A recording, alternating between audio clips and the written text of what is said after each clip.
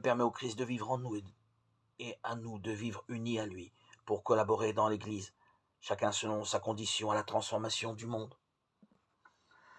Nous ne nous étonnerons pas de voir le baptême, lieu du pardon, être aussi le lieu de joie.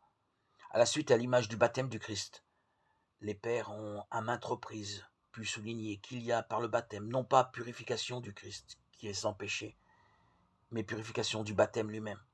C'est pourquoi on parle notamment de la purification de l'eau au Jourdain et de la sanctification des gestes qui, accomplis par Jean-Baptiste sur le Christ, deviennent sacrements et sont sanctificateurs pour tous les hommes.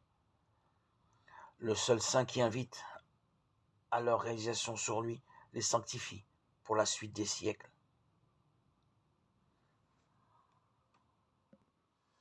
Nous pouvons alors être sûrs que Dieu est dans la joie, car le salut de l'homme par le baptême est annoncé. Le Christ est illuminé par le baptême et nous resplendissons avec lui. Il est plongé dans l'eau et nous descendons aussi avec lui pour remonter avec lui. Jean baptise et Jésus s'approche, peut-être pour sanctifier celui qui va le baptiser, certainement pour ensevelir tout entier le vieil Adam au fond de l'eau.